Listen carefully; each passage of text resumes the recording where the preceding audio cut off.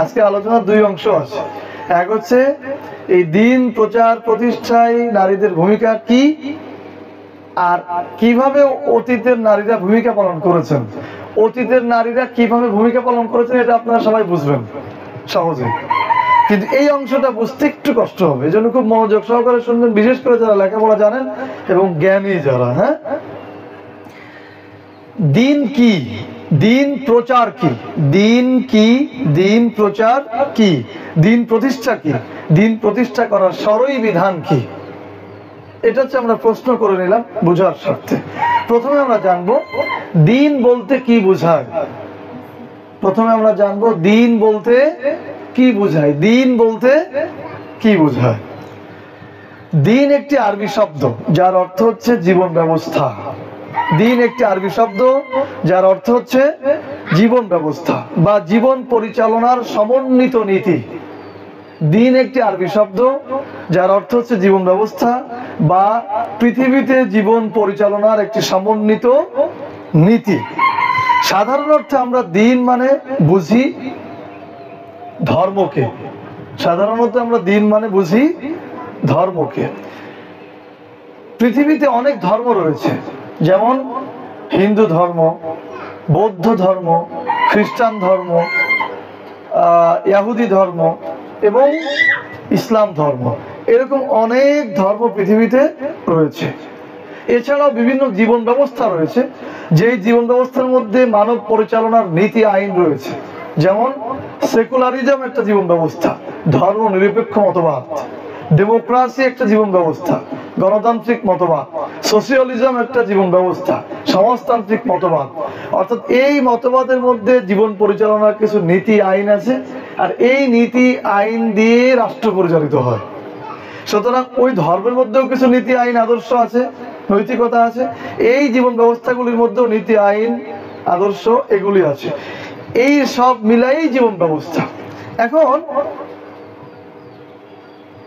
এই এত জীবন ব্যবস্থার মধ্যে বা ধর্মের মধ্যে, অর্থাৎ হিন্দু ধর্ম, খ্রিস্টান ধর্ম, বৌদ্ধ ধর্ম, ইহুদি ধর্ম বা সেকুলারিজমের জীবন ব্যবস্থা, ডেমোক্রেসির জীবন ব্যবস্থা, সোশিয়ালিজমের জীবন ব্যবস্থা, ন্যাশনালিজমের জীবন ব্যবস্থা, এই সমস্ত ধর্ম এবং জীবন ব্যবস্থার মধ্যে আল্লাহর নিকট গ্রহণযোগ্য দিন কোনটা?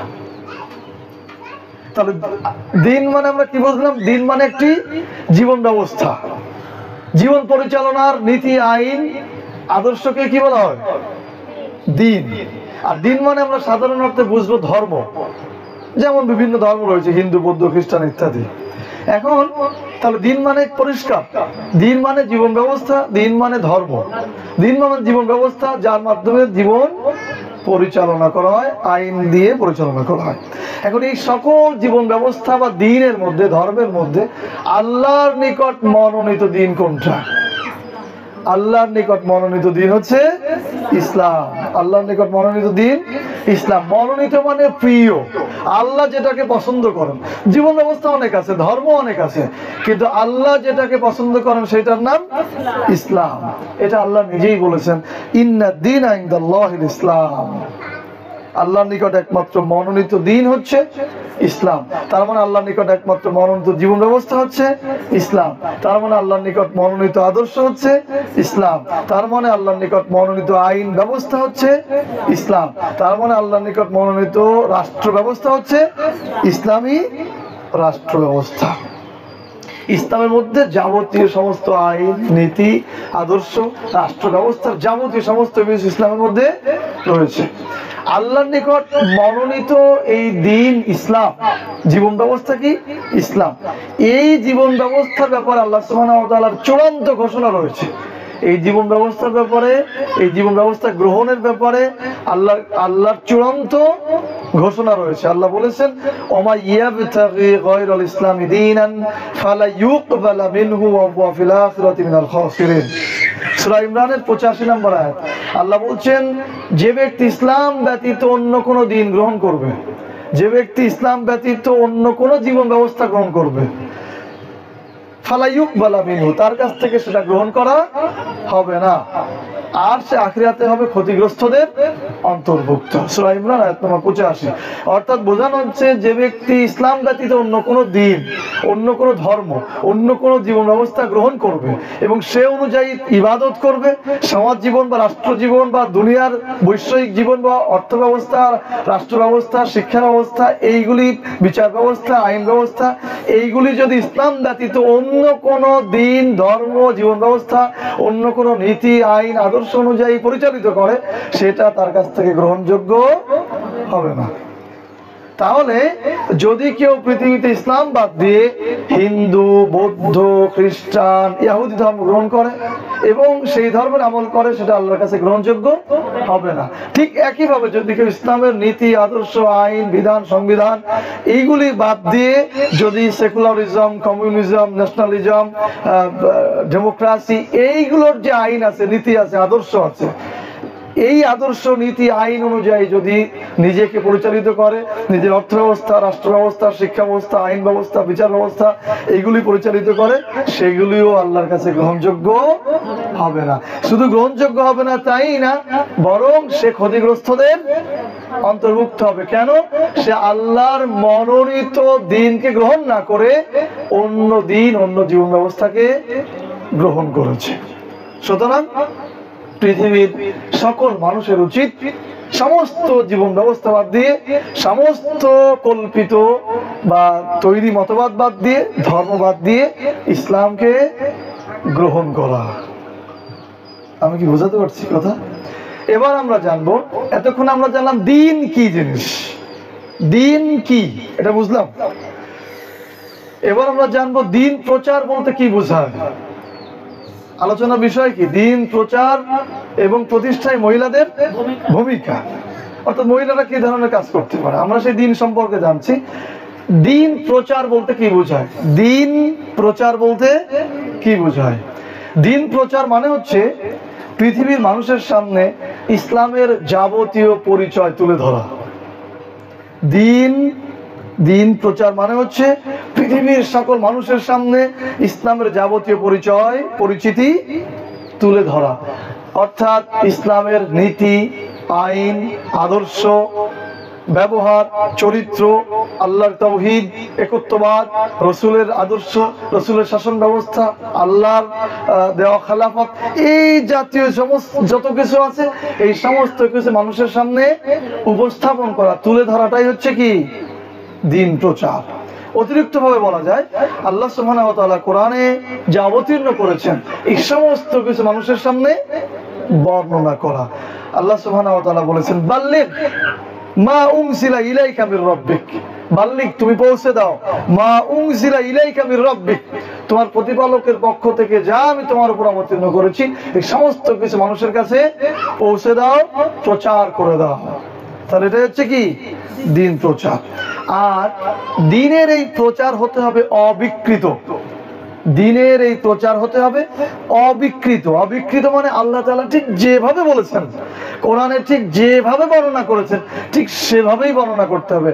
কোন রকম ঘোরায় ফিরায়, বাঁকায়, কোনো কিছু মিশায়, পরিবর্তন করে, পরিবর্ধন করে, বিকৃত করে উপস্থাপন করা যাবে না। আল্লাহ ঠিক যেভাবে যা বলেছেন, ঠিক সেভাবেই কি উপস্থাপন করতে হবে। আল্লাহ যেভাবে দাওয়াতের কথা বলেছেন, ঠিক সেভাবেই দাওয়াতের কথা বলতে হবে। যেভাবে জিহাদের কথা বলেছেন, ঠিক সেভাবেই জিহাদের কথা বলতে হবে। যেভাবে আইন বিধানের কথা বলেছেন, ঠিক সেভাবেই আইন বিধানের কথা বলতে হবে। ঠিক যেভাবে নৈতিকতার কথা বলেছেন, ঠিক সেভাবে বলতে হবে। কোন রকম আত্মকেন্দ্রিকতা, জালিমদের কোন চাপের কারণে কোনো কথাকে এদিক ওদিক করে, বিকৃত করে উপস্থাপন করা যাবে না। আল্লাহ সুবহানাহু ওয়া তাআলা এই অবিকৃত ভাবে দিন প্রচারের জন্য আদেশ করেছেন, এবং যারা বিকৃত করে, খণ্ডিত ভাবে বা বিকৃত করে ইসলাম প্রচার করে, তাদের ব্যাপারে আল্লাহ সুবহানাহু ওয়া তাআলা বলেছেন, ইন্নাল্লাযীনা ইয়াকতুমুনা মা আনজালাল্লাহু মিনাল কিতাব ওয়া ইয়াশতারুনা বিহি সামানান ক্বালীলা উলাইকা মা ইয়াকুলুনা ফি বুতুনিহিম ইল্লান নার ওয়া লা ইউকাল্লিমুহুমুল্লাহু ইয়াওমাল কিয়ামাহ ওয়া লা ইউযাক্কিহিম ওয়া লাহুম আযাবুন আলীম। আল্লাহ বলছেন, ইন্নাল্লাযীনা ইয়াকতুমুনা মা আনজালাল্লাহু মিনাল কিতাব, আমি কিতাবের মধ্যে যা অবতীর্ণ করেছি। কিতাব মানে কি? নিশ্চয়ই আল্লাহ তাআলা কিতাবে যা অবতীর্ণ করেছেন। কিতাবে কি? কিতাব কি? কিতাব হচ্ছে কোরআন। কোরআনে যে অবতীর্ণ করেছেন, ওয়াস্তারুনা বিহি থামানান কলিলা, যারা এই কোরআনের বিনিময়ে কিছু টাকা নেয়, কোরআনের বিধান পরিবর্তন করে দিয়ে, কোরআনের হুকুমকে ভুলভাল বলে দিয়ে, কোরআনের হুকুমকে গোপন রেখে বিনিময়ে কিছু টাকা নেয়, উলাইকা মা ইয়াকুলুনা ফি বুতুনিহিম ইল্লান নার, তারা যেন তাদের অন্তরের মধ্যে আগুন প্রবেশ করায়, আগুন ভক্ষণ করে। ওই যে টাকা নিল, কোরআনের বিধান পরিবর্তন করে দিয়ে, কোরআন বিকৃত করে, কোরআন ভুলভাবে উপস্থাপন করে যে টাকা উপার্জন করলো, সে যেন ভিতরে অন্তরের মধ্যে, তার উদরের মধ্যে আগুন পূর্ণ করলো, আগুন খেলো সে। ওয়ালা ইউকাল্লিমুহুমুল্লাহ ইয়াউমাল কিয়ামাহ, ওয়ালা ইউকাল্লিমুহুমুল্লাহ, আল্লাহ কিয়ামতের মাঠে তার সাথে কথা বলবেন না। ওয়ালা ইউযাক্কিহিম ওয়া লাহুম আযাবুন আলীম, তাকে পবিত্র করবেন না। ওয়া লাহুম আযাবুন আলীম, আর তার জন্য কঠিন পীড়াদায়ক শাস্তি অপেক্ষা করছে। সূরা বাকারা আয়াত নম্বর 174। তার মানে কোরআনে ঠিক যেভাবে আছে, আল্লাহ ঠিক যেভাবে বলেছেন, বাল্লিগ মা উনজিলা ইলাইকা মির রাব্বিক, তুমি পৌঁছে দাও তোমার প্রতি আল্লাহ তাআলা যা, তোমার প্রতিপালক যা অবতীর্ণ করেছেন, ঠিক যেভাবে যা বলেছেন সেভাবেই বলতে হবে, পরিবর্তন করা যাবে না। এই অবিকৃত ভাবে কোরআনের কথা মানুষের সামনে উপস্থাপন করাটাই হচ্ছে দ্বীন প্রচার। এবার আমরা বলবো দ্বীন প্রতিষ্ঠা বলতে কি বোঝায়। দ্বীন কি বুঝেছেন আপনারা? দ্বীন কাকে বলে? দ্বীন মানে কি? ইসলাম, জীবন ব্যবস্থা। ধন্যবাদ। দ্বীন মানে জীবন ব্যবস্থা। মানুষ যেই ব্যবস্থায় নিজেকে পরিচালিত করে, যে আইন ব্যবস্থায় তার শিক্ষানীতি, তার রাষ্ট্রনীতি, তার বিচার নীতি, তার আইন নীতি, তার অর্থনীতি, যে আইন বিধান দিয়ে পরিচালিত হয়, সেইটার সমন্বিত নীতিকে কি বলে? জীবন ব্যবস্থা, যার আরবিকে বলা হয় দ্বীন। ঠিক আছে না? আর এই দ্বীন প্রচারটা কি? আল্লাহর নিকট মনোনীত দ্বীন কি? ইসলাম। আর এই মনোনীত দ্বীনটাকে মানুষের সামনে উপস্থাপন করাটাই হচ্ছে দ্বীন প্রচার। এই যে আমি আপনাদের সামনে দ্বীন প্রচার করতেছি, আমার দায়িত্ব পালন করতেছি, ঠিক আছে না? এখন আমরা বলবো দ্বীন প্রতিষ্ঠা বলতে কি বোঝায়। দ্বীন প্রতিষ্ঠা বলতে কি বোঝায়? এই আলোচনায় দ্বীন বলতে বোঝানো হয়েছে ইসলামকে। দ্বীন বলতে বোঝানো হয়েছে ইসলামকে, কারণ আমরা জানি সাধারণ অর্থে হিন্দু, বৌদ্ধ, খ্রিস্টান, ইহুদি ধর্মকেও কি বলা হচ্ছে? দ্বীন। সেকুলারিজম, কমিউনিজম, ন্যাশনালিজম, সোশিয়ালিজম, এই সকল জীবন, ডেমোক্রেসি, এই সকল জীবন ব্যবস্থাকেও আরবিতে কি বলা হয়? দ্বীন বলা হয়। কিন্তু আল্লাহর নিকট মনোনীত দ্বীন কোনটা? ইসলাম। আমাদের আলোচনা সেই ইসলাম নিয়ে।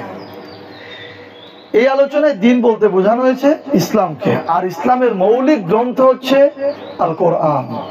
ইসলামের মৌলিক গ্রন্থ আল কোরআন।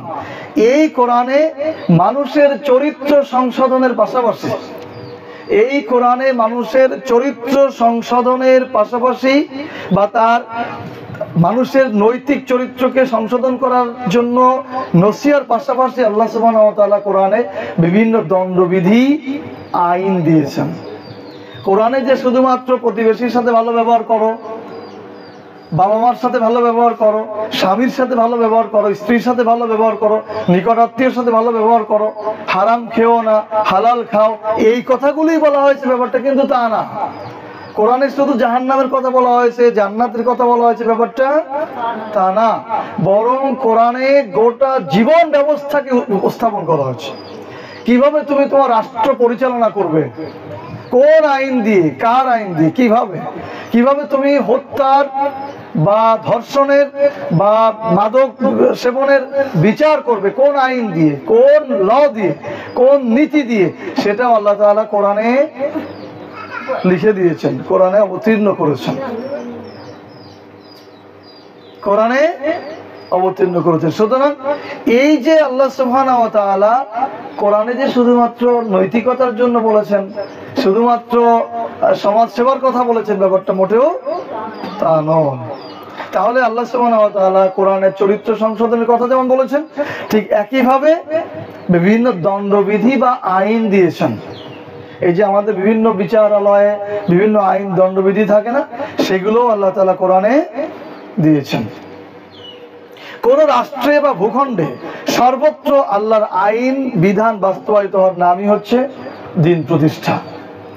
কোন রাষ্ট্রে বা ভূখণ্ডে সর্বত্র সকল ক্ষেত্রে, অর্থাৎ শিক্ষা প্রতিষ্ঠান থেকে শুরু করে নিয়ে রাষ্ট্রভবন পর্যন্ত, রাষ্ট্র যেখান থেকে পরিচালিত হয়, এই সমস্ত জায়গায় কোরআনের আইন প্রতিষ্ঠিত হওয়াটাই হচ্ছে দিন প্রতিষ্ঠা।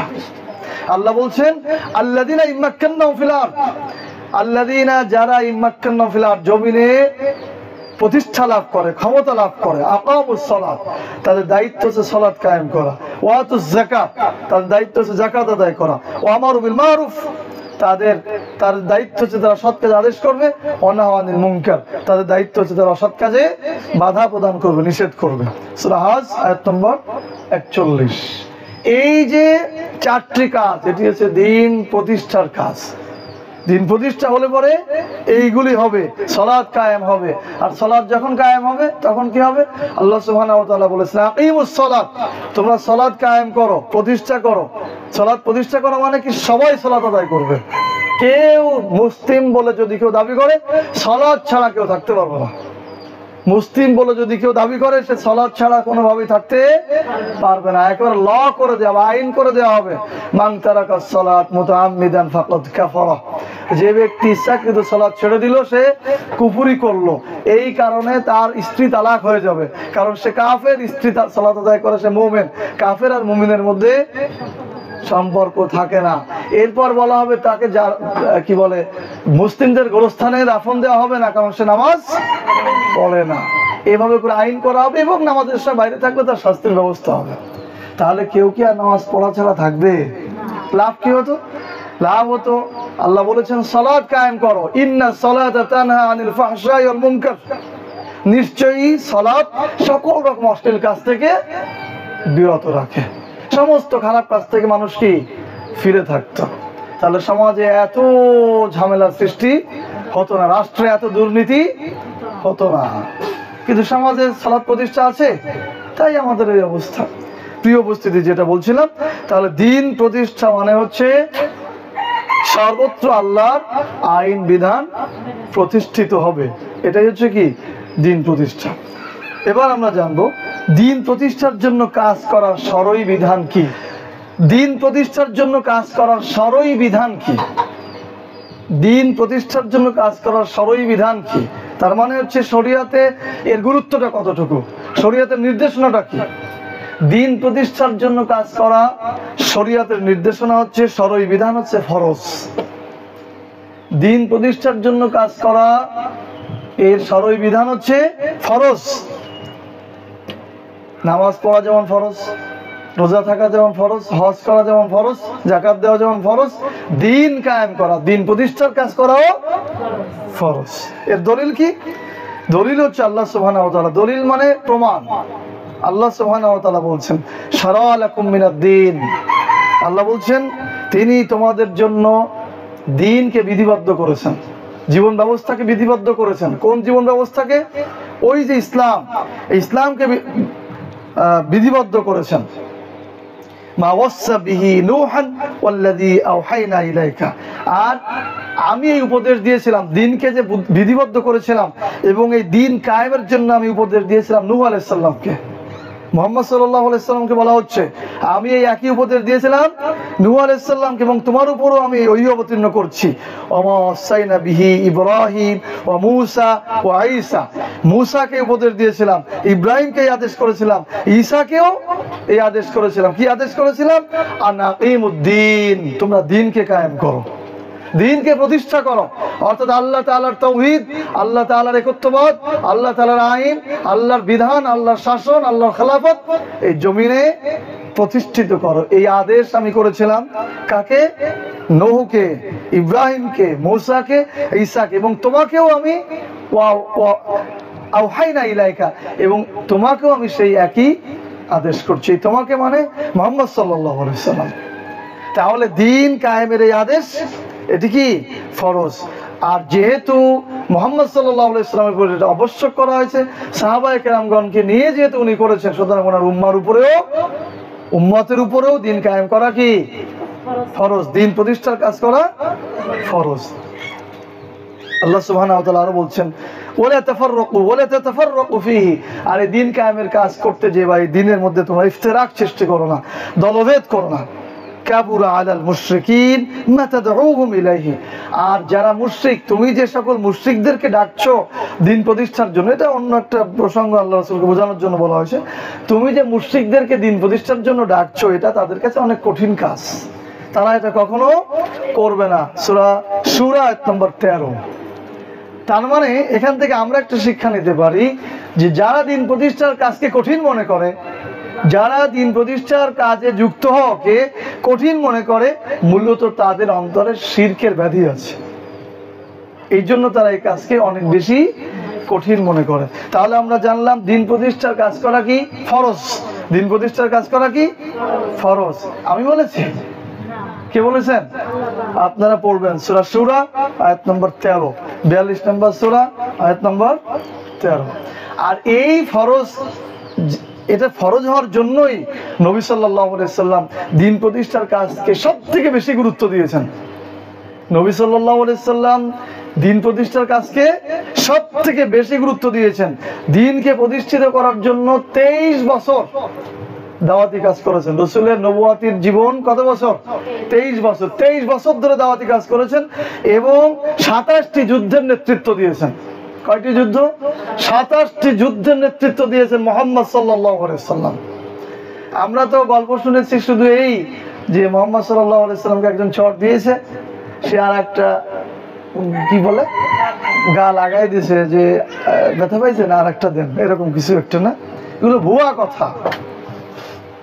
রাসূল সাল্লাল্লাহু আলাইহি সাল্লাম যেমন মানবিক ছিলেন, মানবতার মানব দরদি ছিলেন, ঠিক একইভাবে অন্যায়ের বিরুদ্ধে মারাত্মকভাবে সোচ্চার ছিলেন।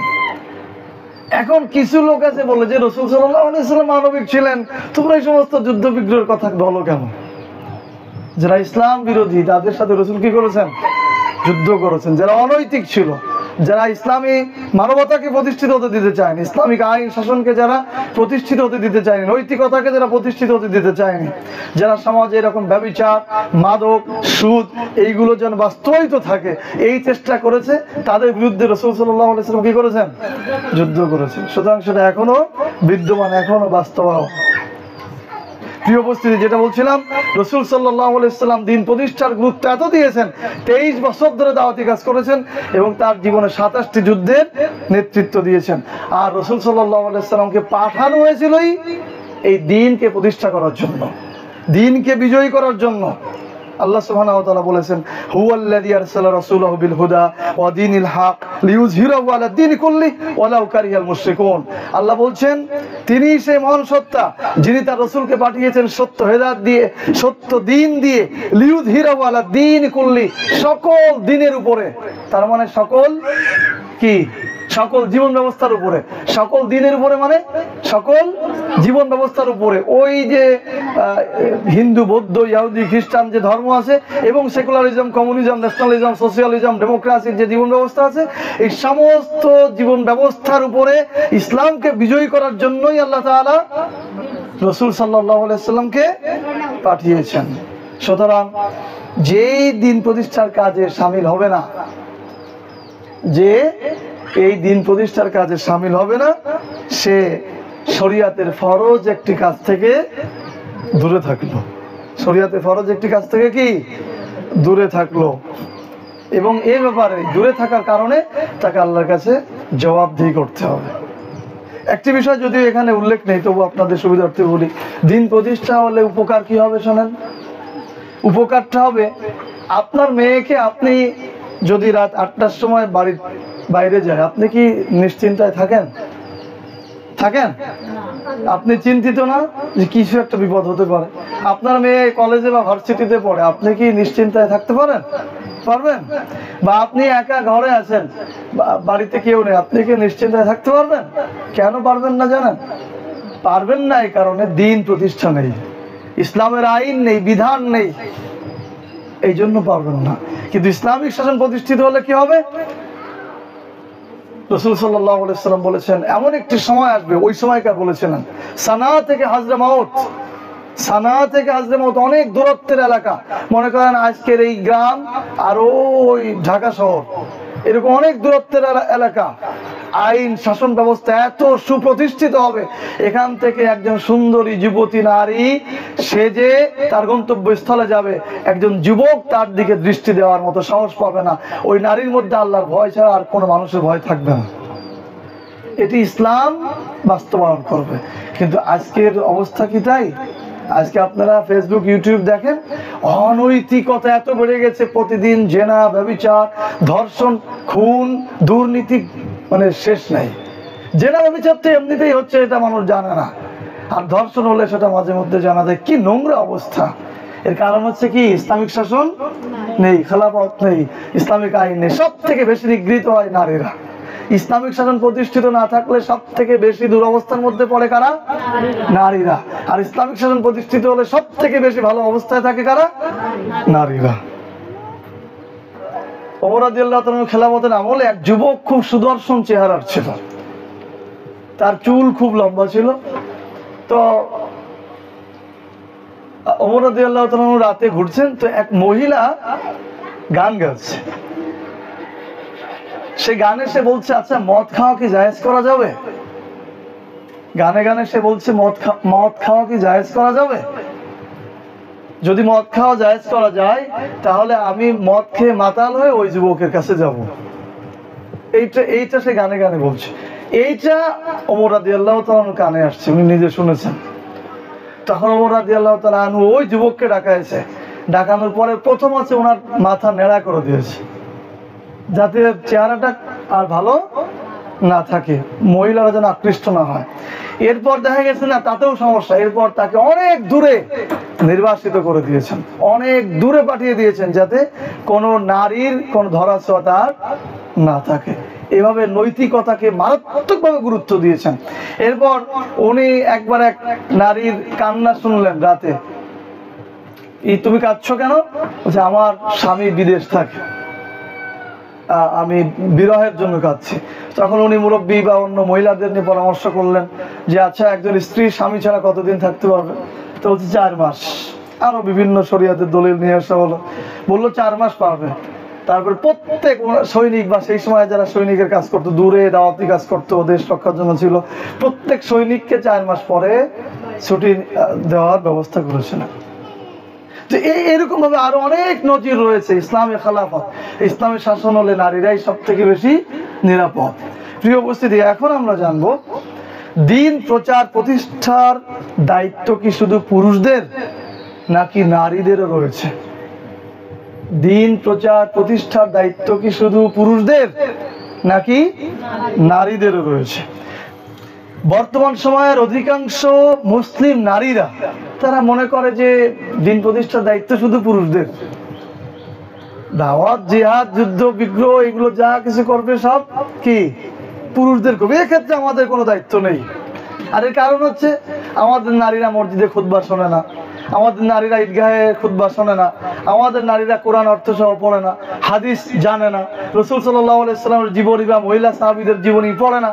এরপরে মাহফিল যায় একটু শোনে, ওই শেষে এসে বলে মহিলাদের 5 কাজ, এই করলে জান্নাতে চলে যাবেন, আর কিছু বলে না। জ্ঞান ওই পর্যন্তই সীমাবদ্ধ। এই জন্য এদিকে তারা অগ্রসর হয় না। অথচ মুসলিম নারীদের এই চিন্তাটা আসলে সঠিক নয়। দিন প্রতিষ্ঠার কাজ যে শুধুমাত্র পুরুষদের, এই চিন্তাটা সঠিক নয়। বরং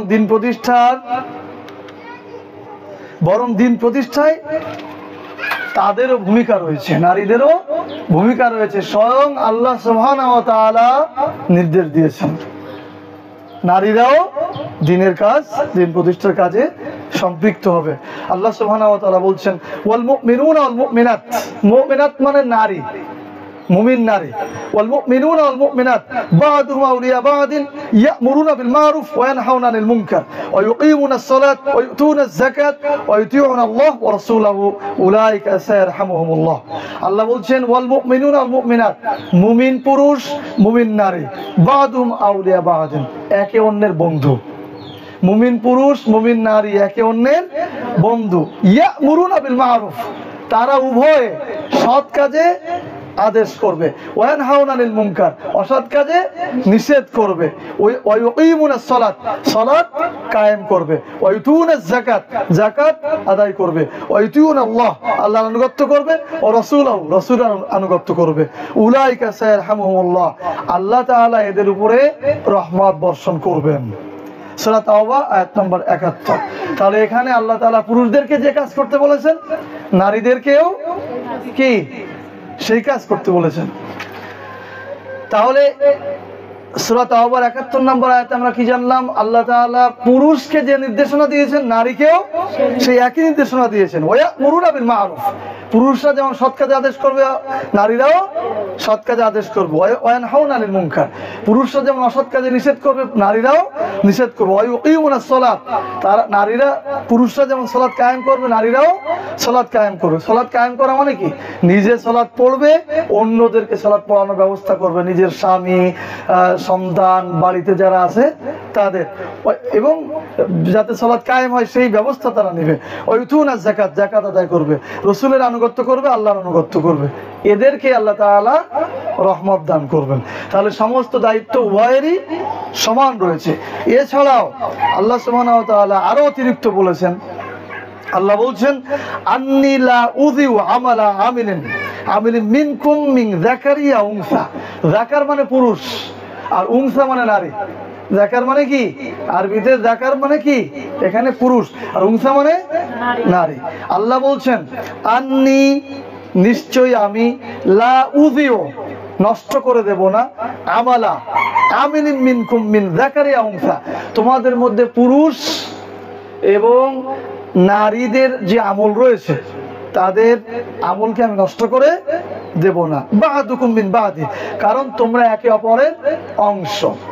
আমি আগে একদিন বলেছিলাম না, আল্লাহর কাছে নারী পুরুষের কোনো তফাৎ নেই। আল্লাহ নারীর কাছ থেকেও যেমন হিসাব নেবেন, পুরুষের কাছ থেকেও কি একই হিসাব নেবেন। নারীকে যেমন জান্নাত দিবেন, পুরুষকেও কি একই রকম জান্নাত দিবেন।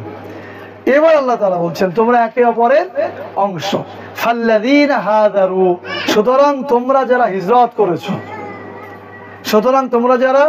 হিজরত করেছো, ওয়াউখরিজু মিন দিয়ারিহিম, যারা গৃহ থেকে বহিষ্কার হয়েছো, ওয়াউযু ফি সাবিলি, যারা আল্লাহর পথে কষ্ট সহ্য করেছো, ওয়াকাতালু ওয়াকুতিলু, যারা আল্লাহর পথে যুদ্ধ করেছো, নিহত হয়েছো অথবা হত্যা করেছো, লাউকাফিরান্না আনহুম সাইয়্যাতিহিম, আমি আল্লাহ রাব্বুল আলামিন তাদের পাপকে মোচন করে দেব, পাপকে ক্ষমা করে দেব। ওয়ালা উদখিলান্নাহুম, এবং তোমাদেরকে প্রবেশ করাবো জান্নাতিন তাজরি মিন তাহতিহাল আনহার, জান্নাতের মধ্যে প্রবেশ করাবো যার নিচ দিয়ে ঝর্ণা ধারা প্রবাহিত। সাওবাম মিন ইনদিল্লাহ, এটি আল্লাহর নিকট থেকে পুরস্কার। সূরা ইমরান আয়াত নম্বর 195। তাহলে এই আয়াতের মাধ্যমে আল্লাহ আমাদের কি বোঝাতে চাইলেন? যে আমি মুমিন নারী এবং মুমিন পুরুষ এদের আমলকে নষ্ট করি না, এরা একে অপরের অংশ। সুতরাং তোমরা যারা হিজরত করেছো, নারী এবং পুরুষ যারা হিজরত করেছে, হিজরত মানে কি? দ্বীন প্রচার প্রতিষ্ঠার জন্য বিপদে পড়ে যেতে হয়, বা ওই সময় পড়েছিলেন। রাসূল সাল্লাল্লাহু আলাইহি ওয়াসাল্লামের সময় বিপদের কারণে নিজের দেশে থাকতে পারেন, এই জন্য অন্য দেশে যেয়ে কি দ্বীন প্রচার করেছেন, এটাকে বলে হিজরত। আল্লাহ বলেছেন, যারা তোমরা হিজরত করেছো, ওয়াউখরিজু মিন দিয়ারিহিম, এবং নিজের ঘরে অবস্থান করতে পারো না, দ্বীন প্রচারের কারণে, দ্বীনের কথা বলার কারণে বাড়ি থাকতে পারোনি, হ্যাঁ, ওয়াউযু ফি সাবিলি, এবং আল্লাহর পথে কষ্ট সহ্য করতে হয়েছে তোমাদেরকে। আল্লাহর পথে কি করতে হয়েছে? কষ্ট সহ্য করতে হয়েছে। এখানে একটি কথা বলা দরকার। আমরা অনেক সময় বলি ফি সাবিলিল্লাহর পথ, দান সৎকার করে বলি যা ফি সাবিলিল্লাহ দিয়ে দিলাম, তার মানে আল্লাহর পথে দিয়ে দিলাম, তাই না? এটা কিন্তু ভুল ধারণা। ফি সাবিলিল্লাহ মানে শুধু দান সৎকার করা, এটা সঠিক কথা না। ফি সাবিলিল্লাহ মানে আল্লাহর দ্বীন প্রতিষ্ঠার পথ। আল্লাহর ওই যে এতক্ষণ যে দ্বীন প্রতিষ্ঠার কথা বলে আসলাম, এই দ্বীন প্রতিষ্ঠার পথটাই হচ্ছে কি ফি সাবিলিল্লাহ। এই দ্বীন প্রতিষ্ঠা করতে যে সকল নারী কিংবা পুরুষ যারা কষ্ট সহ্য করবে, আল্লাহ সুবহানাহু ওয়া তাআলা তাদের গুনাহকে ক্ষমা করে দিবেন। ওয়াউদখিলান্নাহুম, এবং আল্লাহ অবশ্যই, আল্লাহ বলছেন ওয়ালাউদখিলান্নাহুম, আমি অবশ্যই তাদেরকে জান্নাতে প্রবেশ করাবো। জান্নাতিন তাজরি মিন তাহতিহাল আনহার, যে জান্নাতের নিচ দিয়ে ঝর্ণা ধারা প্রবাহিত। সাওবাম মিন ইনদিল্লাহ, আর এটি আল্লাহর নিকট থেকে তাদের জন্য পুরস্কার। সূরা ইমরান আয়াত নম্বর 95। তাহলে এই যে ফিসাবিলিল্লাহ আল্লাহর পথে দিন প্রতিষ্ঠার দায়িত্ব পুরুষেরও যেমন রয়েছে, নারীরও একইভাবে রয়েছে। পুরুষরা যদি কাজ করে তাহলেও প্রতিদান পাবে, নারীরা যদি কাজ করে তাহলেও তারা প্রতিদান পাবে। তবে মনে রাখতে হবে এই উযু ফি সাবিলি, আল্লাহর পথে কষ্ট, অর্থাৎ আল্লাহর এই দিনের কথা বলতে গেলে, প্রচার করতে গেলে, দিন প্রতিষ্ঠার কাজে সম্পৃক্ত হতে হলে কষ্ট যে হবে, বিপদে যে পড়তে হবে, এইটা কিন্তু আল্লাহ আগেই বলেছেন। উযু ফি সাবিলি, ওয়া মানে আর উযু মানে কষ্ট, ফি মানে মধ্যে, সাবিলি মানে আল্লাহর পথের মধ্যে। আল্লাহর পথের মধ্যে চলতে যে তোমরা যারা কষ্ট করেছো তাদের জন্য রয়েছে আল্লাহর নিকট জান্নাত। তার মানে এই পথের মধ্যে কষ্ট কি আছে, এই পথের মধ্যে কষ্ট কি আছে। এই জন্য এই কষ্ট স্বীকার করে যারা এই পথে আসবে আল্লাহ তাদেরকে কি দিবেন? জান্নাত দিবেন। আল্লাহ সুবহানাহু ওয়া তাআলা আমাদেরকে তৌফিক দান করুন, আমিন। সুতরাং আমরা বুঝলাম যে দিন প্রচার প্রতিষ্ঠার দায়িত্ব শুধু পুরুষদের নয়, নারীদেরও রয়েছে। আমাদের জীবনের লক্ষ্য উদ্দেশ্য বানাতে হবে। ওই যে কষ্টের কথা বলেছি না, কষ্ট করতে হবে, আল্লাহর পথে কি করতে হবে? কষ্ট। ওই পথে চললে এমনিতেই কি হবে? কষ্ট হবে। তো আমরা যদি জীবনের লক্ষ্য উদ্দেশ্য বানাই যে আমরা জান্নাতে যাব, কোথায় যাব? জান্নাতে যাব, এই লক্ষ্য উদ্দেশ্য আমাদের থাকতে হবে। তাহলে আমরা যে কোনো ধরনের কষ্ট সহ্য করে নিতে পারবো। যদি আমাদের উদ্দেশ্য থাকে, লক্ষ্য থাকে, সিদ্ধান্ত থাকে, কোথায় যাব? আল্লাহকে সন্তুষ্ট করে জান্নাতে যাব। এই উদ্দেশ্য, এই সিদ্ধান্ত, এই লক্ষ্য যদি আমরা নিতে পারি তাহলে এই কষ্ট সহ্য করা সম্ভব। প্রেমিক যুগল তার অপরজনকে পাওয়ার জন্য এত কঠিন সিদ্ধান্ত নেয় যে আমি তাকে পাওয়ার জন্য আমার নিজের জীবন বিসর্জন দিয়ে দেবো, আমার ক্যারিয়ারকে বিসর্জন দেবো, আমার চাকরি বাকরি, বাবা মা, আত্মীয় স্বজন, বাড়ি, সম্পদ সম্পত্তি সব ছেড়ে দেব, শুধু আমি যাকে চাই, আমি যাকে ভাবি তাকে পাবো। সিদ্ধান্তটা কিরকম থাকে না? ঘটনাটা এত কঠিন সিদ্ধান্তের কারণেই এইগুলো শেষ পর্যন্ত যায় বাস্তবায়ন হয়। পরবর্তীতে কেউ সুখে থাকে, কেউ থাকে না, বিষয়টা তাই না? ঠিক এইরকম তার জীবনের লক্ষ্য উদ্দেশ্য একটাই যে আমি যাকে মনে মনে ভেবেছি তাকে পাবোই। এই সিদ্ধান্তের কারণেই সে তার জীবনকে উৎসর্গ করতে প্রস্তুত, ব্যাপারটা তাই না? ঠিক একইভাবে আপনার আমার লক্ষ্য উদ্দেশ্য যদি থাকে যে আমাকে আল্লাহকে সন্তুষ্ট করতে হবে, আমাকে জান্নাতে যেতে হবে, এই সিদ্ধান্ত যদি আপনার হৃদয়ে সেট হয় তাহলে আপনি যে কোনো ধরনের কষ্ট সহ্য করতে পারবেন, যে কোনো ধরনের সমস্যাকে আপনি স্বাভাবিকভাবে নিতে পারবেন, কারণ আপনি চোখ বন্ধ করলে জান্নাত দেখতে পারবেন। উহুদের যুদ্ধে আনাস ইবনে নজর নামক একজন সাহাবী ছিলেন। যখন যুদ্ধে মুসলিমরা সাময়িকভাবে পরাজিত হচ্ছিল তখন অনেক সাহাবীরা অস্ত্র রেখে চলে আসছিলেন, কিন্তু উনি সামনের দিকে যাচ্ছিলেন, কাফির সৈন্যরা যেখানে আছে সেদিকে যাচ্ছিলেন। ওনার ভাতিজা আনাস উনি বলছেন, চাচা আপনি কোথায় যাচ্ছেন? সবাই তো ফিরে যাচ্ছে, আপনিও চলেন। তখন উনি বলেছিলেন, ওদিকে ঘোষণা হয়েছিল যে মুহাম্মদ সাল্লাল্লাহু আলাইহি সাল্লাম ইন্তেকাল করেছেন। তখন উনি বলেছিলেন যে মুহাম্মদ সাল্লাল্লাহু আলাইহি সাল্লাম যে জন্য ইন্তেকাল করেছেন, যে জন্য তার জীবন দিয়েছে, আসো তোমরাও সেই পথে জীবন দাও। এবং উনি বলেছিলেন যে আমি সামনে অগ্রসর হচ্ছি এই কারণে যে আমি উহুদের পাহাড় ওই পাশ থেকে জান্নাতের ঘ্রাণ পাচ্ছি নাকে, আমার নাকে উহুদের ওই প্রান্ত থেকে জান্নাতের ঘ্রাণ পাচ্ছি, এই জন্য আমি সামনে অগ্রসর হচ্ছি। অথচ সে নিশ্চিত জানে যে আমার মৃত্যু সামনে। কিসের জন্য করেছিল? আল্লাহর সন্তুষ্টি আর জান্নাতে যাওয়ার আকাঙ্ক্ষায়। আমি যে জন্য এই কথাগুলো বলছি যে যদি সিদ্ধান্ত থাকে যে আমাকে জান্নাতে যেতে হবে, আল্লাহর সন্তুষ্টি অর্জন করতে হবে, তাহলে যে কোনো ধরনের ত্যাগ স্বীকার করা সম্ভব। এই যে আপনারা এখানে যারা আসছেন না, যদি সিদ্ধান্ত নেন যে আমাকে ভালো হতে হবে, আমার চরিত্র পরিবর্তন করতে হবে, আমাকে জান্নাতে যেতে হবে, আমাকে আল্লাহ অভিমুখী হতে হবে, তাহলে যে কোনো ধরনের কাজ করা সম্ভব।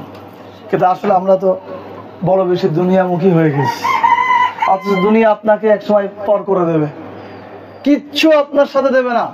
30 বছর ধরে গলায় যে সোনার হারটা রেখেছেন আপনার সাথী ছিল, মৃত্যুর সাথে সাথে সেটা আপনার কাছ থেকে কি সরে যাবে। আপনি বিবাহের দিন যে নাকেরটা পরেছিলেন এই 70 বছর ধরে নাকে রেখেছেন, মৃত্যুর সাথে সাথে সেটা কি খুলে ফেলা হবে। যে ঘরে আপনি দীর্ঘদিন দীর্ঘ বছর থেকেছেন, অনেক কষ্ট করে যে ঘর তৈরি করেছেন, সে ঘরে আপনি থাকতে পারবেন না, কোনো কিছুই আপনার থাকবে না, আপনি একাই যাবেন। তারপরও আপনি আমি সে কাজগুলোই করে যাচ্ছি যে আমার সাথে যাবে, সেগুলো আমাদের কোনো ভ্রুক্ষেপ নাই। প্রিয় উপস্থিতি, আমরা শেষ পর্যায়ে চলে আসছি। এবার আমরা বলবো বা এবার আমরা জানবো দিন প্রচার প্রতিষ্ঠার জন্য অতীতের ইমানদার নারীরা কি ভূমিকা রেখেছে। দিন প্রচার প্রতিষ্ঠার জন্য অতীতের নারীরা কি ভূমিকা রেখেছে। প্রথমে আমরা বলবো দিন প্রচার প্রতিষ্ঠায় বিবি আসিয়া রাদিয়াল্লাহু তাআলা আনহা কি ধরনের ভূমিকা রেখেছেন। বিবি আসিয়া রাদিয়াল্লাহু তাআলা আনহার নাম শুনেছেন? বিবি আসিয়া রাদিয়াল্লাহু তাআলা আনহা ছিলেন ফেরাউনের স্ত্রী। ফেরাউন ছিল বাদশার স্ত্রী, যার আলিশান জীবনযাপনের কোনো অভাব ছিল না। মুসা আলাইহিস সালামের দাওয়াত গ্রহণ করেছিলেন আসিয়া রাদিয়াল্লাহু তাআলা আনহা। এই দাওয়াত গ্রহণ করে তিনি ফেরাউনের প্রাসাদ থেকে চলে এসেছিলেন, তাকে আসতে বাধ্য করা হয়েছিল। ফেরাউনের স্ত্রী ছিল, কিন্তু ইসলাম গ্রহণ করার কারণে, দিন গ্রহণ করার কারণে এই আলিশান জীবনযাপন ছেড়ে তাকে চলে আসতে হয়েছিল। এবং শুধু চলে আসতে হয়েছে তাই না, তাকে এত নির্মম ভাবে শাস্তি দেওয়া হয়েছে।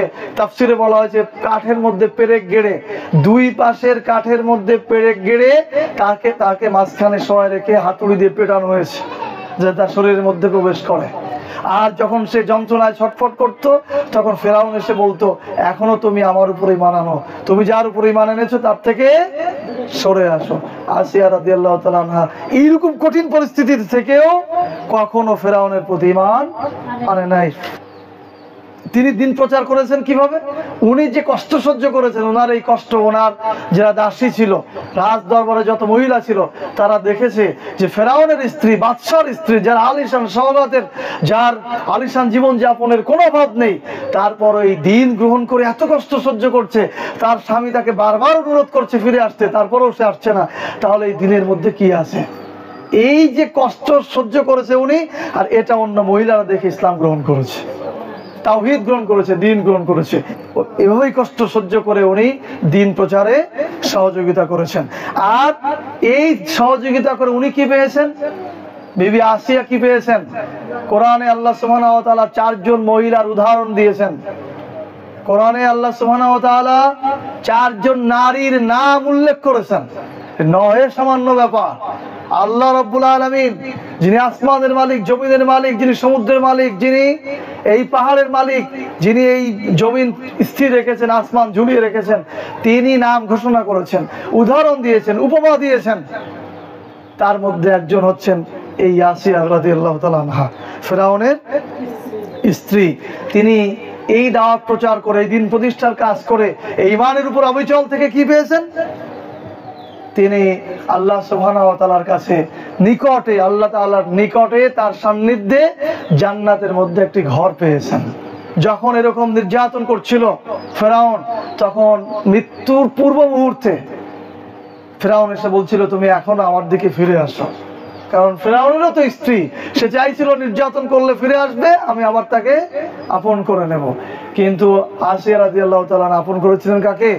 আল্লাহ সুবহানাহু ওয়া তাআলাকে। তখন আল্লাহ তাআলাকে বলেছিলেন, আল্লাহ আপনি আমাকে আপনার সান্নিধ্যে, আপনার নিকটে একটা ঘর তৈরি করে দেন। উদ্দেশ্য ছিল যেন সেখান থেকে আপনাকে দেখতে পারে। এই দোয়া আল্লাহ সুবহানাহু ওয়া তাআলা সাথে সাথে গ্রহণ করেছিলেন। এবং মৃত্যুর সময় উনি দেখেছেন সেই ঘর। যখন ওনাকে এইভাবে পেরেক গেড়ে শাস্তি দেওয়া হচ্ছে, উনি তখন হাসতেছিলেন। ফেরাউন এসে যখন দেখলেন যে হাসতেছে, ফেরাউন আরো রেগে গেল, যে সে বুঝে আমাকে অবজ্ঞা করার জন্য হাসছে, এই জন্য তাকে আরো শাস্তি দিতে বলা হলো। আর উনি শাহাদাত বরণ করলেন। আর এই আয়াত পরবর্তীতে পৃথিবীর সকল মুমিনদের জন্য, সকল মুমিনাত নারীদের জন্য উদাহরণস্বরূপ আল্লাহ তাআলা অবতীর্ণ করেছেন। আল্লাহ বলেছেন, ওয়াদারাবাল্লাহু মাসালান লিল্লাযিনা আমানু, ওয়াদারাবাল্লাহু মাসালান, আল্লাহ উপমা দিচ্ছেন, আল্লাহ উদাহরণ দিচ্ছেন তোমাদের জন্য, ঈমানদারদের জন্য। উদাহরণ হচ্ছে ইমরাত ফিরাউন, ফিরাউনের স্ত্রী। ইয ক্বালাত রাব্বিবনি লি ইনদাকা বাইতান ফিল জান্নাহ, সে মৃত্যুর সময় বলেছিল, হে আল্লাহ আপনি আমাকে আপনার নিকট বাইতাল ফিল জান্নাহ, জান্নাতের মধ্যে একটি ঘর দান করুন।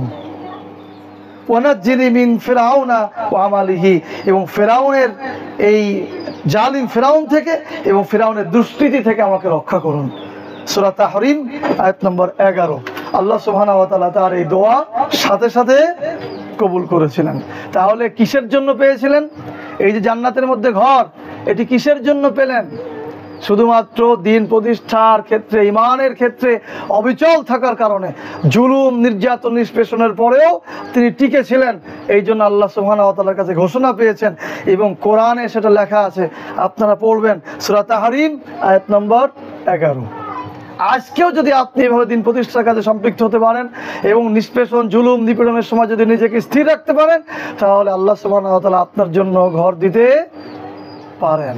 2 নম্বর, দিন প্রচার প্রতিষ্ঠায় খাদিজা রাদিয়াল্লাহু তাআলা আনহার ভূমিকা। দিন প্রচার প্রতিষ্ঠায় খাদিজা রাদিয়াল্লাহু তাআলা আনহার ভূমিকা। দিন প্রচার প্রতিষ্ঠায় খাদিজা রাদিয়াল্লাহু তাআলা আনহার ভূমিকা। খাদিজা রাদিয়াল্লাহু তাআলা আনহা ছিলেন বিশ্বনবী মুহাম্মদ সাল্লাল্লাহু আলাইহি সাল্লামের স্ত্রী। তিনি তার দিন প্রচারকারী স্বামীকে সহযোগিতা করেছেন, পরামর্শ দিয়েছেন, তাকে আত্মবিশ্বাস জাগিয়ে তুলেছেন। কে? খাদিজা রাদিয়াল্লাহু তাআলা আনহা। খাদিজা রাদিয়াল্লাহু তাআলা আনহার তার এই দিন প্রচারের সহযোগিতা কেমন ছিল? রাসূল সাল্লাল্লাহু আলাইহি সাল্লামকে সাহস দিয়েছেন, পরামর্শ দিয়েছেন, সমর্থন করেছেন এবং তার কথাগুলো খুব সহজেই গ্রহণ করে নিয়েছেন। খাদিজা রাদিয়াল্লাহু তাআলা আনহা তার দিন প্রচারকারী স্বামীকে মুহাম্মদ সাল্লাল্লাহু আলাইহি সাল্লামকে সাহস দিয়েছেন। কিভাবে? হেরা গুহায় মুহাম্মদ সাল্লাল্লাহু আলাইহি সাল্লাম যখন চিন্তা করতেন যে কিভাবে এই সমাজ পরিবর্তন করা যায়, কিভাবে এই রাষ্ট্রের অনৈতিকতা দূর করা যায়, এই সময় ভাবতে ভাবতে এক সময় জিবরাইল আলাইহিস সালাম আসলেন, এসে তার উপরে ওহী করলেন। যখন ওহী করলেন তখন ওই জিবরাইল আলাইহিস সালামকে দেখে বা বিভিন্নভাবে ডাক শুনে মুহাম্মদ সাল্লাল্লাহু আলাইহি সাল্লাম ভয় পেয়ে গিয়েছিলেন। কি হলো? আর আরবে জিনের প্রভাবটা বেশি ছিল। তো সর্বপ্রথম এই ঘটনা খাদিজা রাদিয়াল্লাহু তাআলা আনহার কাছে এসে উনি বর্ণনা করলেন। খাদিজা রাদিয়াল্লাহু তাআলা আনহা রাসূল সাল্লাল্লাহু আলাইহি সাল্লাম যখন ভয়ে ভীত বিহ্বল দুশ্চিন্তাগ্রস্ত হচ্ছেন যে আসলে কি ফেরেশতা নাকি জিনে আমাকে সমস্যা করছে, তখন খাদিজা রাদিয়াল্লাহু তাআলা আনহা তার এই ভীত বিহ্বল স্বামীকে আত্মবিশ্বাস দিয়ে বলছেন, কাল্লা, কখনো নয়, আপনি এরকম চিন্তা করবেন না, বরং আপনি আবশির, আপনি সুসংবাদ গ্রহণ করুন। ফাওয়াল্লাহি, আল্লাহর শপথ, লা ইউখজিক আল্লাহ আবাদা, আল্লাহ কখনোই আপনার কোনো ক্ষতি করতে পারে না। কারণ আল্লাহর শপথ, আপনি আত্মীয়তার সম্পর্ক বজায় রাখেন, আপনি সত্য কথা বলেন, আপনি অসহায়দের কষ্ট লাঘব করেন, আপনি দরিদ্রের জন্য উপার্জন করেন, সত্যের পথে আগত ব্যক্তিদেরকে আপনি সহযোগিতা করেন।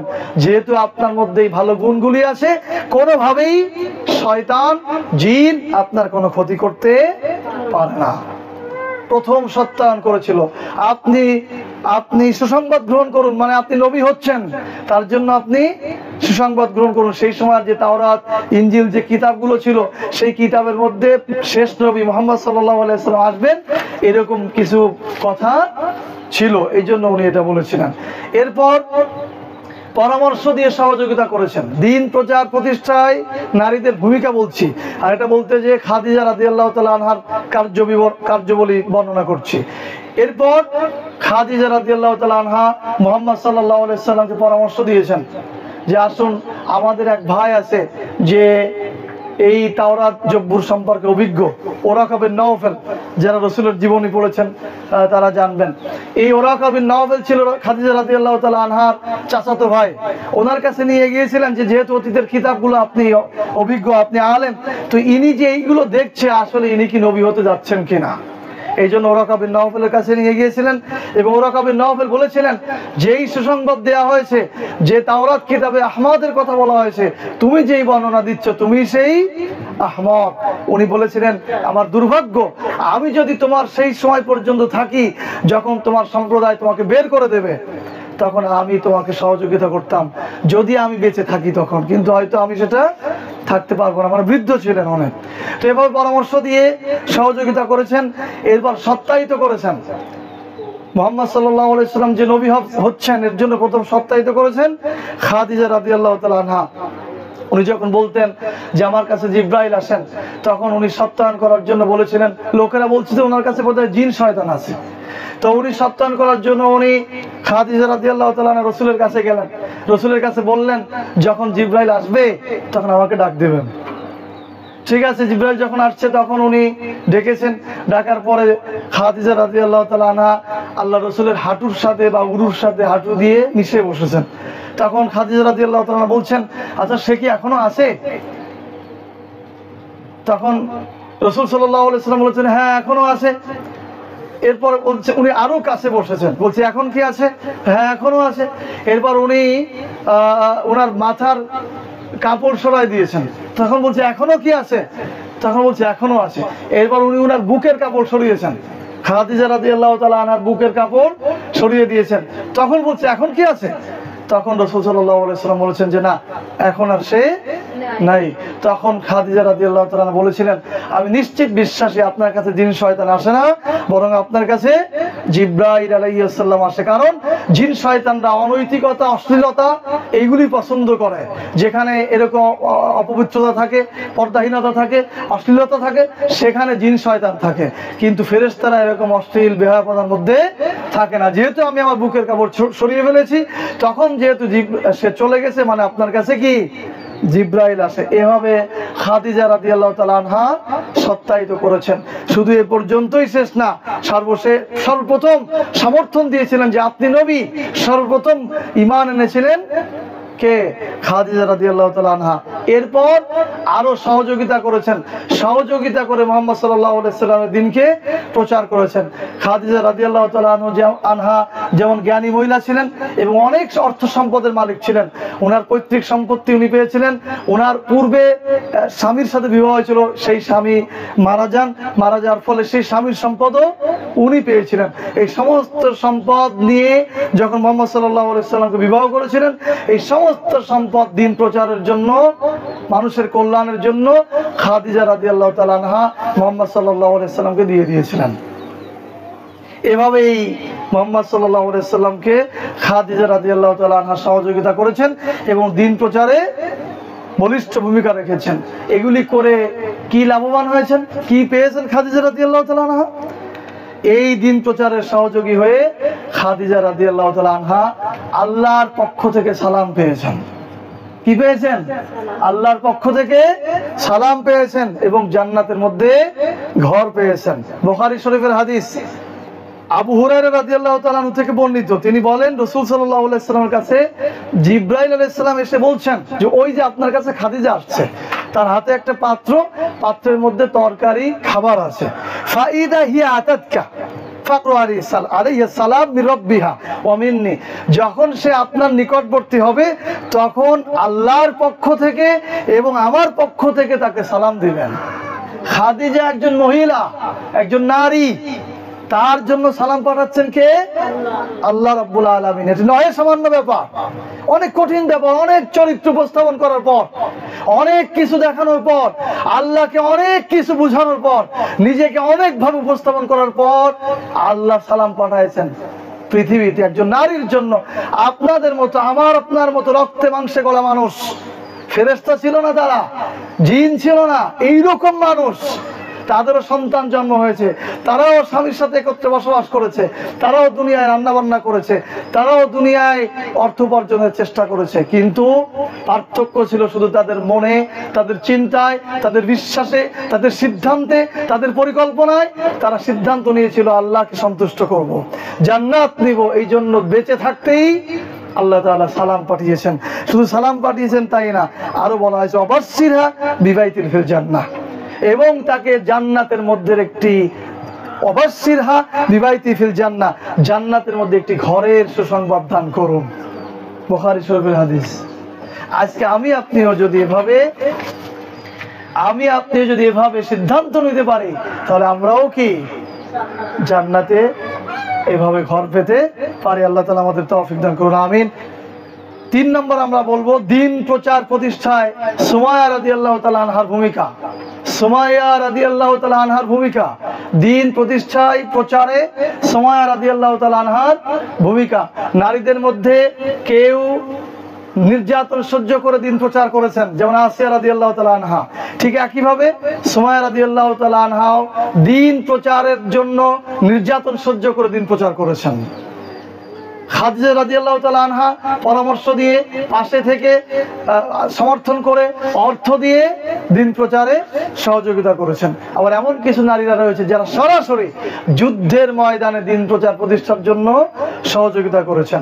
সুমাইয়া রাদিয়াল্লাহু তাআলা আনহা উনি নির্যাতন সহ্য করে দিন প্রতিষ্ঠার বা প্রচারে সহযোগিতা করেছেন। ইসলামে যখন মাত্র 6-7 জন, মক্কায় যখন মাত্র 6-7 জন ইসলাম গ্রহণ করেছে। কজন? মাত্র 6-7 জন।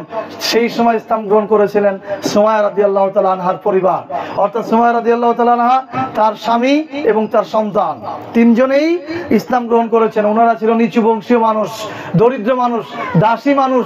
আবু জেহেলের দাসী ছিল এই সুমাইয়া রাদিয়াল্লাহু তাআলা আনহা। যখন আবু জেহেল জানতে পারলো যে সুমাইয়া ইসলাম গ্রহণ করেছে, তখন তাকে নির্যাতন করা শুরু হলো।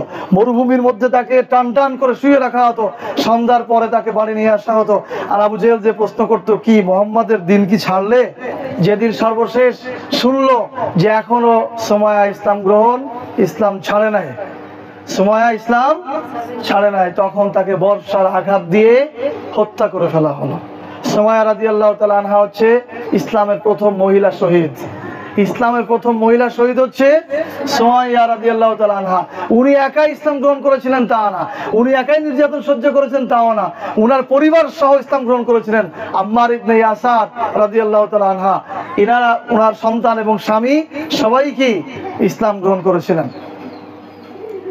এবং একসাথে সবাইকে ধরে পিটানো হতো, স্বামী, সন্তান, স্ত্রী সবাইকে একসাথে ধরে পিটানো হতো আর বলা হতো ইসলামকে ছেড়ে দাও।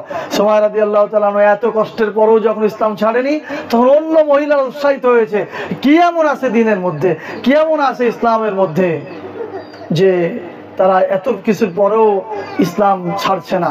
ঠিক একইভাবে ওমর রাদিয়াল্লাহু তাআলা আনহুকে আমরা খুব ভালোভাবে চিনি না? ইনি কিন্তু প্রথম ইসলাম গ্রহণ করেননি, বরং প্রথম ইসলাম গ্রহণ করেছিল ওনার বোন। প্রথম ইসলাম গ্রহণ করেছিল ওনার বোন এবং জামাই। যখন ওমর রাদিয়াল্লাহু তাআলা আনহু খুব রাগী মানুষ ছিলেন, ওনার কাছে যখন সংবাদ পৌঁছানো হলো, তুমি যারা ইসলাম গ্রহণ করছে তাদেরকে তো ধমকাচ্ছ, তোমার বোন জামাই ইসলাম গ্রহণ করেছে, দেখো। এবার রেগে রেগে চলে গেলেন বোন জামাইয়ের বাড়িতে, যে শুনলেন ওনারা কোরআন তেলাওয়াত করছে। শুনে একটু ওনার মাথা একটু অন্যরকম হলো, একটু ভেবে বসলেন। তারপর উনি রেগে বললেন, কি ব্যাপার, তোমরা নাকি ইসলাম গ্রহণ করেছো? উনি বললেন, হ্যাঁ আমরা ইসলাম গ্রহণ করেছি। সাথে সাথে উনি ওনার বোনকে আঘাত করলেন, বোন জামাইকে আঘাত করলেন, ওনারা রক্তাক্ত হলেন এবং ওনারা বললেন, তুমি আমাদেরকে যতই নির্যাতন করো না কেন, আমরা ইসলাম গ্রহণ করেছি, ঈমান এনেছি, তাওহীদের প্রতি বিশ্বাস করেছি, এখান থেকে আমরা ফিরে আসবো না।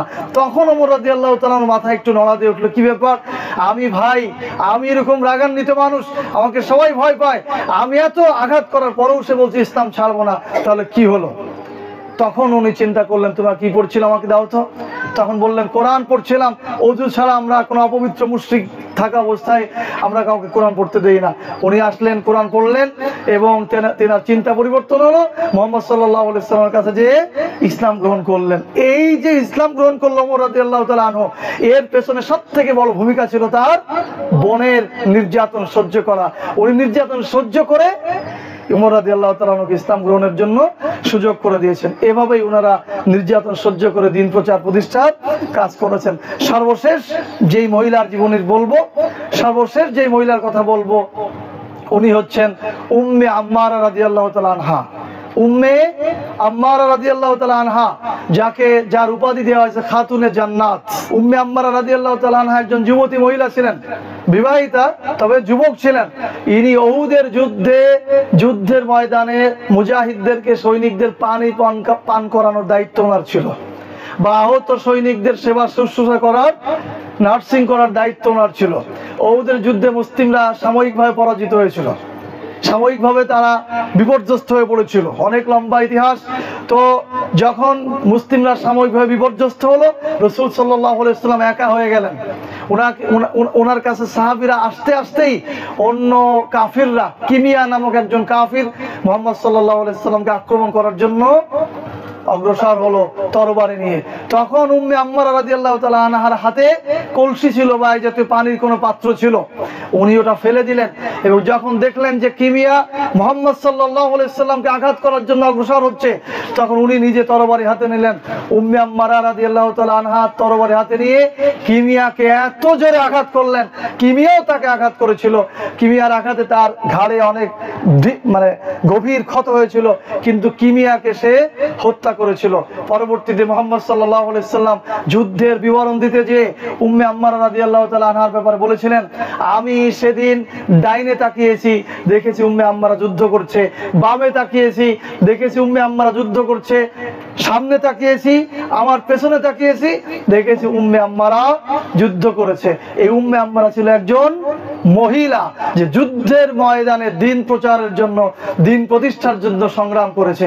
সে বুঝেছিল মুহাম্মদ সাল্লাল্লাহু আলাইহি সাল্লাম যদি হত্যা হয়ে যায়, নিহত হয়ে যায়, তাহলে দ্বীন প্রচার শেষ হয়ে যাবে। তাই তার জীবন বাজি রেখে মহিলা মানুষ হয়ে একজন পুরুষের বিরুদ্ধে যুদ্ধ করেছে।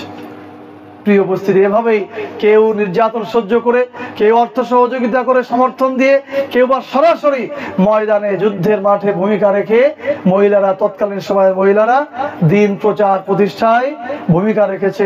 এই জন্য তারাও কেউ জান্নাতে ঘর পেয়েছে, কেউ আল্লাহর সালাম পেয়েছে, কেউ খাতুনে জান্নাতের উপাধি পেয়েছে, সর্বোচ্চ মানুষ হয়েছে, যাদের উদাহরণ আজকে 1400 বছর পরেও আমরা দিচ্ছি। আজকে আমরা যারা আছি, আমরাও যদি দ্বীন প্রচার প্রতিষ্ঠায় এভাবে আত্মনিয়োগ করতে পারি, সমস্ত কিছুর ঊর্ধ্বে যে জান্নাতে যাওয়ার সিদ্ধান্ত গ্রহণ করতে পারি, তাহলে আমরাও এরকম চরিত্রের অধিকারী হতে পারি। আল্লাহ সুবহানাহু ওয়া তাআলা আমাদের সকলকে এই মহিলাদের জীবনী থেকে শিক্ষা নিয়ে আমাদেরকে অনুপ্রাণিত হওয়ার তৌফিক দান করুন। আমিন।